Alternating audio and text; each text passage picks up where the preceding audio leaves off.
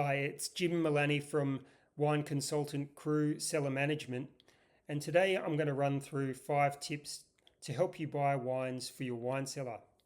This, of course, can be a fun and enjoyable task, but it can also be quite challenging because there's so many alternatives out there of wines that you can buy. And the point of these tips is to help refine your focus so that you buy the right wines for your cellar. The first tip is to attend wine tastings regularly. This can be at wineries or at your local wine retailers. And by attending tastings regularly, you're given the opportunity to try a wide range of styles in a short period of time. And over time, you will determine what style of wine appeals to you. For example, you may find that you prefer aromatic whites like Riesling or Gewürztraminer or Sauvignon Blanc to more neutral styles, or that you prefer light-bodied reds like Pinot Noir to heavier examples like Cabernet Sauvignon. Equipped with this knowledge, you'll be better placed to start buying wines for your cellar. One caveat, however, is that our preferences in wine can change and evolve over time. And it's a common story here in Australia to hear from collectors who started off their wine journey enjoying and buying more full-bodied, robust styles of red wine, such as Barossa Valley Shiraz, which can be fantastic. But over time, they found that they started to enjoy more light-bodied styles of red, like Pinot Noir. And they're in a situation now where half their cellar is full of more heavier styles, but they don't really want to drink it anymore. So the moral of the story is, by all means, buy the wines you like now, but do keep some room in your cellar to allow for the evolution of your palate. The second point to help you buy wines for your wine cellar is to research producers. Once you know the style of wine you like, the rule from here is producer, producer, producer. Buy wines from good, quality-focused, skillful producers. And this is something you'll hear a lot from experienced palates, particularly in reference to Burgundy, but it applies to regions around the world, where they'll tell you that you're better off buying a wine from a more modest vineyard, such as Bourgogne or Village level in Burgundy, from a good producer, than buying a wine from a more prestigious vineyard, such as a Premier Cru or Grand Cru vineyard, from a more mediocre producer. The wine from the good producers will, irrespective of where in the hierarchy of vineyards the wine comes from, they'll tend to show an authenticity, character, and joie de vivre that the mediocre producers are unable to achieve. So seek out wines from good producers. And of course, if circumstances allow you to combine both good producer and top vineyard, then go for it. The third tip for buying wines for your wine cellar is to buy a range of vintages.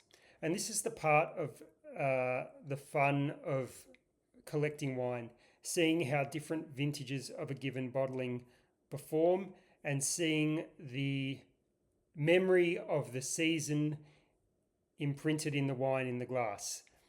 And of course, it's often the case that it's a good idea to seek out the heralded vintages in great numbers, such as 2016 and 2019 in Barolo, but don't discount some of the lesser or less spoken about vintages. They can firstly provide some earlier drinking bottles while you wait for the more prestigious vintages to come around and be ready to drink, but they can also surprise with their disarming idiosyncrasies. And this was the case for me with a bottle of Domaine Fourier's Combe Bois from the 2011 vintage. I've got the 2010 here. This will be drinking really well now, but I'm going to leave it a little bit longer. 2010, of course, being one of the great vintages in Burgundy. But recently I had the 2011 vintage, which was a very challenging year in Burgundy. And it surprised with its perfumed, pure red fruits and its delicate, fine structure. something that would be much more difficult to achieve in a perfect vintage, and which I thought was just such a fantastic and beautiful wine to drink.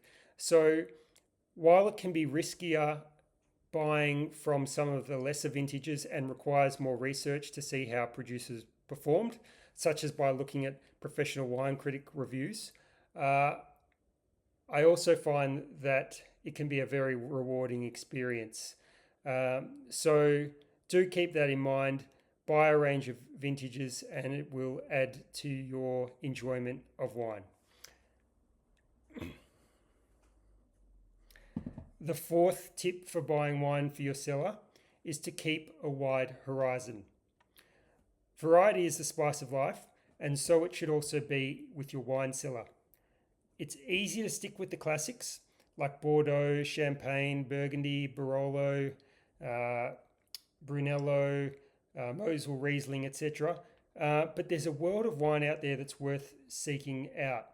And this is especially the case today as understanding of viticulture and techniques in the winery have improved in recent decades, lifting the overall quality level of wine regions around the world. So much so that it's a much more even playing field than it used to be. So if you enjoy Riesling, seek out alternatives as well, like Austrian Gruner Veltliner, Chenin Blanc, or Albarino from Spain. If you like Pinot Noir, look at Cru Beaujolais, Mencia, New Wave Grenache. These are fantastic alternatives that share similarities with the wine styles of the classics and provide your cellar with more depth and options. And they also will be a source of delight as you taste something new and delicious.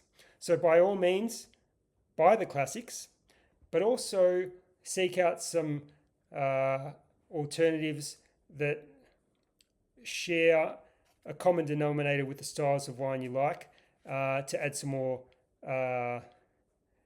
nuance to your wine cellar. And finally, my fifth tip for buying wines for your cellar is to open your good bottles. Now, this isn't strictly speaking a tip for buying wine, but this is the end game. We're buying wines so that we can taste them and share them and enjoy them. And they're meant to be opened. The wines aren't meant to sit in a cabinet eternally like trophies.